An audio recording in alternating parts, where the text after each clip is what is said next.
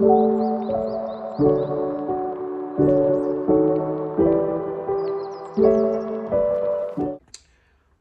back to my channel. I decided, after deciding on Instagram a little bit ago, that I was going to do a vlog about postpartum and just kind of give a first quarter update on postpartum life, like how I'm doing mentally, all of that stuff, and kind of just like what my experience has been.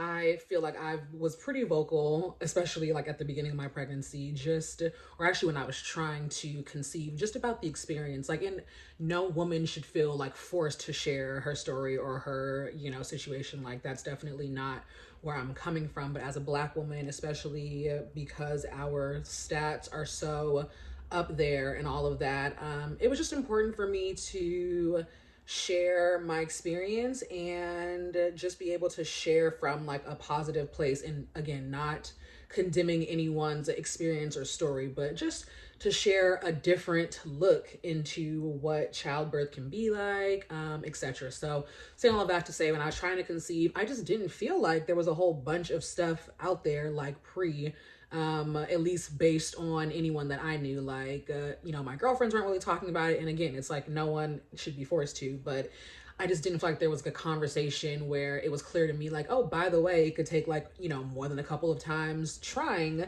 to get pregnant. Like, obviously not everyone gets pregnant on their first try, but there were just a number of things. So I feel like that is what led me to just being so open about my birth experience and birth story and all of those things. And also, I'm just like really proud of how it went, because I was gung-ho, like, this is what's gonna happen. Like, I had big faith for this, me and my husband. So just to see it played out how it did, it's just amazing. So I think as a first time mom, there are so many things that you are just like unaware of. Obviously, you can never really be fully prepared. Like, I feel like you just learn as you go, you learn on the job. And yeah, so anyways, I just wanted to share what postpartum life has been like for me. Let's start with, I think those first. So let me start with saying I'm not experiencing, and I have something behind me. So like, try not to, I'll try to keep my head covering that. But anyway, postpartum has been good for me. I do feel like having a smooth pregnancy, though birth was intense, having, I would say, a generally smooth birth really made postpartum begin easily for me, or just in like a positive way, because I do feel like the amount of time spent in labor alters your after birth experience, and it just is what it is. Like, you can't, sometimes you have to labor longer, sometimes it's quick, but my point in saying that is, because I had a short labor and my birth, everything happened so quickly, I wasn't super exhausted from that experience. So I feel like easing into postpartum was a bit smoother for me, and just a bit more, I don't know if the word's even like relaxing. It was just like calm. It was just a really calm, experience situation. And because I didn't exert so much energy into laboring, even though I did, and even though it was intense, 5 hours, is a long time, but basically I was able to store up my energy, if you will, to then really like transition into the baby being here and just being like, all right, bet, now I'm ready to like care for my son. Like, he's here. There's no going back now. That's like my favorite thing to say. There's no going back now. And yeah, so if you've labored for 3 days or whatever, or any time period that to me is like more than 10 hours, like, that takes a toll on you. So then not only are you tired from laboring, and then you still have to give birth, then right after you need to care for your child and like wake up every couple of hours to feed. So all of those things, I feel like, play a role in how the transition into motherhood immediately postpartum is and was. So my experience, I feel like that transition, that 24-hour shift of, I don't have a baby yet in my, in my arms, in the physical realm, to I have my baby here in the physical realm, that is quite a transition, and I'm just super blessed and super grateful that that transition was smooth, because I do again feel like that helped me just ease into like the motherhood phase. So um having a home birth, all of that, and just having the care of midwives and stuff is just a different experience. I can't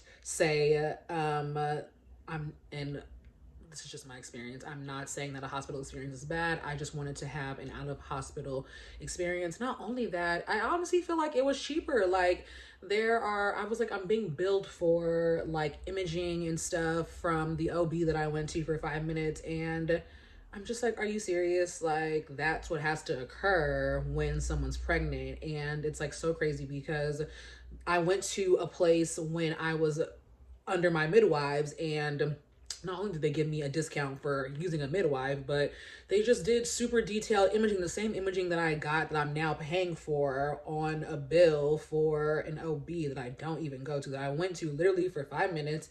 Um, they did the same imaging, and it was thousands of dollars cheaper. Like, so it's just like, it's just super interesting, the whole like hospital and then non-hospital experience, etc. So let's see. So 1 month, I would say the first month was hard, like, and not because um I, wasn't getting sleep or anything. Like, I feel like our baby has always slept good and just like been a really good baby. But as a new parent, the needing to feed your child every couple of hours is just a hard experience. Like, especially in the nighttime. During the day, I feel like it's fine because, you're up, you're doing normal stuff, you're still tired or whatever, but you're up. So your natural reaction is just to like move through that motion. But when it's bedtime and you're trying to catch up on sleep, and obviously care for your new baby, I will say that can really take a toll on a couple, a mom, and just really alter the experience that you have. And two, it also depends on how your baby is. Like, not everyone has a baby that is like calm. Some babies are fussy, some babies are colicky. Like, there are so many reasons why a baby may not be a chill baby. So there are a number of reasons why your experience could be one way and or transition into another way, or start out smooth and then transition into something different. But I will say, for anybody as a first time parent, that experience of needing to feed your child every couple of hours in the middle of the night, while simultaneously needing rest and sleep because you just birthed a whole human out of your vagina. Can I even say vagina on YouTube? Probably not. So I may have to, we'll figure that out. But anyway, that is an experience in itself. So trying to rest and do all of that, that was probably like the hardest thing for me. And I took it with grace, I took it with ease. I really feel like I've always said the term like, 24 hours at a time, but I feel like, one, as I got closer to leaving my old job, and then once I got pregnant, I really understood fully just 24 hours. Like, take it 24 hours at a time. Don't try to get too far ahead. And that's not to say don't plan for things. That's not to say don't be, proactive and ambitious and all of that. But when you're pregnant, it's like you only have 24 hours. We all have 24 hours, pregnant or not. We all have 24 hours, but being able to just really like lean into the day to day of pregnancy, the unexpected, and then have that same experience after birth. It's something that I feel like I really fully understand now, and all I focus on is my 24 hours. Like I said, you can plan for stuff, you can prepare for stuff. This is coming up. I have this, in the next couple of weeks, but 24 hours, that's all I focus on. That's, 24 hours with Maverick right now. That's what we got. So that has really helped me just ease into things and not get too anxious, not get too ahead of myself. I just, kind of live in the moment. And I will say it does help because I work from home. So that has made the transition smooth as well. Like, the continued transition, now that I'm not on maternity leave anymore, that has made the experience smooth as well. Second month, I would say once we were in month 2, he was just growing really quickly, like filling up, breastfeeding, all that good stuff. He, what was I gonna say? He started to hit his like 3 and 4, like 3-hour mark for sleeping through the night. So we hadn't had him in his bassinet yet, so we co-slept for the first 2 months. So meaning we slept with him on our chest. Like, let's just put it out there. You know, doctors and all them, you know, everyone's like, put him on his back, you know, put babies on their backs, all that good stuff. But it worked out for us. He wasn't in his bassinet yet. Like, it just worked out for us. Now he is in his bassinet and he sleeps throughout the night, and it's great. It's fantastic. We're ending month 3, so this is kind of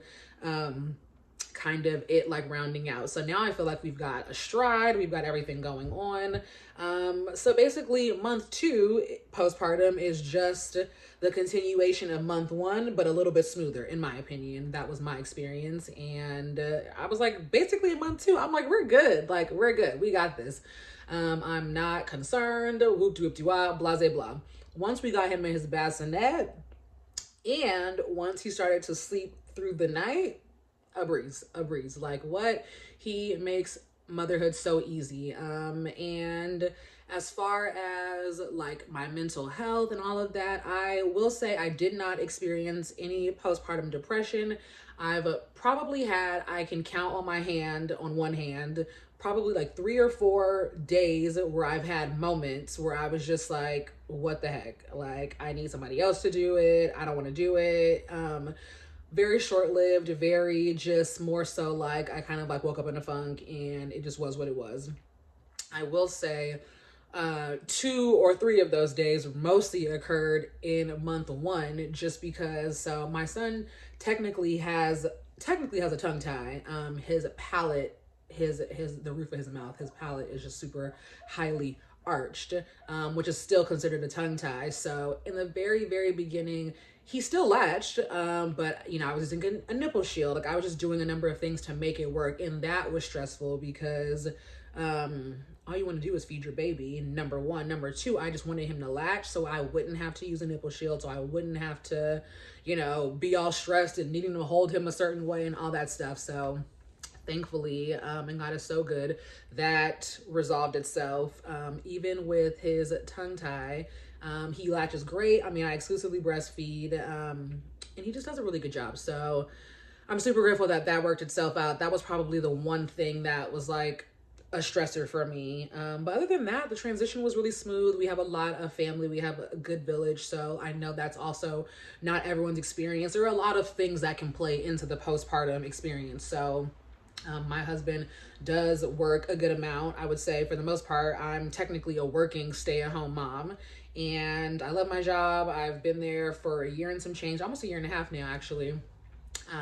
So I do still work, but my husband works more, so I don't have to work more.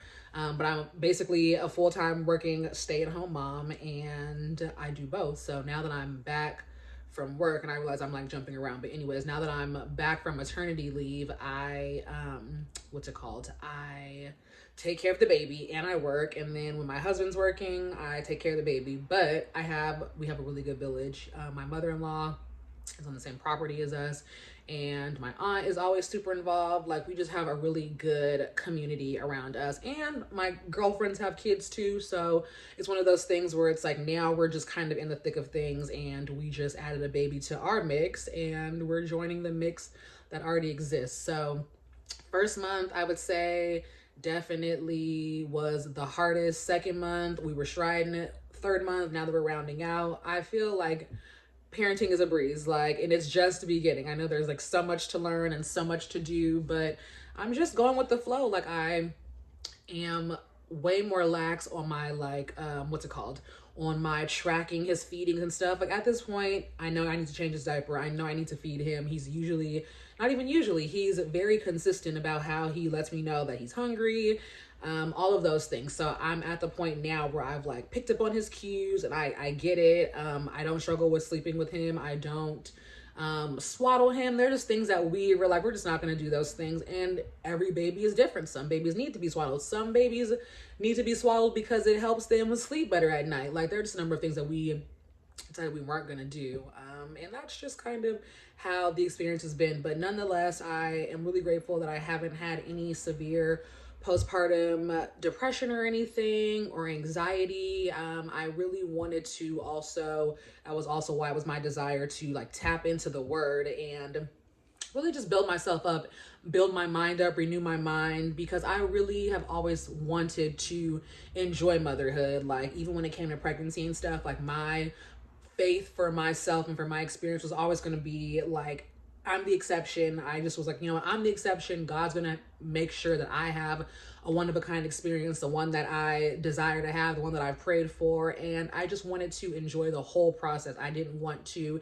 And again, I could have had, I could have ended up having a not so good pregnancy. Like everything, God made everything work out. So that's not to say that it couldn't be different in the future, but my faith for the rest of my children and giving birth and all of that remains the same, like big faith. And I just wanted to have an experience that was memorable to me. And I not even wanted to be the poster child. I just wanted to be an example of what could be if you really, really, really, truly believe that you can have the pregnancy that you desire, the postpartum experience that you desire. I just didn't want to succumb to my thoughts, and that's easier said than done.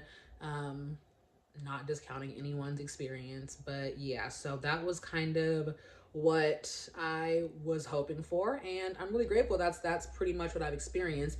I will say there were times where I've gotten a bit of cabin fever too, but now that he's a little bit older, I'm going out more, and I'm going out without my husband more just to, like get used to it on my own. Like I can't only go out with him and the baby. Like I should be able to do it myself, even though I love the convenience of having my husband there.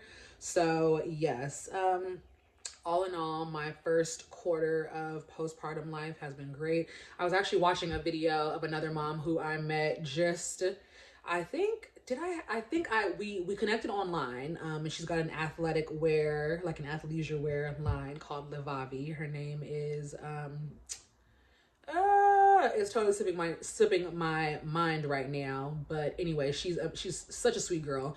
And she has a daughter who's a couple months older than my son, but the short of it is she had posted, I think her baby's 6 months now. So yeah, 6 months. And she had posted a video, and she was basically sharing how it's like a mourning. You mourn even when you have a baby, because now you're moving past phases that you obviously won't experience anymore. Like when they're little and squishy and all of that, that's only, for a short time, and then they'll grow up, and then they'll, transition into the next phases of their lives. And it actually just made me think like it is a mourning, especially as a mom. Like I love my son so much, and I'm sure other parents and other moms and dads can relate, but I just love my son so much. So to even think that at some point, like he's gonna be, a young man, a big kid, a husband, a father one day, if he decides he wants kids. So it's just like, it is a mourning. So saying all that to say, that is why I'm so big on the 24 hours at a time, because I just want to be present every 24 hours. Like I just love to see my son get into stuff and do things differently. And, he can see better now, because obviously babies when they're first born can't see at all, let alone like not see at all, but like, it's like blurry, all that stuff, can barely see. So I'm just really enjoying each 24 hours with the baby, and I love it. So that is my brief postpartum update. And yeah, maybe I'll do, I think I'll go through the year, and just see every quarter I'll do an update and just kind of talk about what's happening. But right now, I'm still exclusively breastfeeding. I don't know when, that journey will end. I'm thinking a year, we'll see.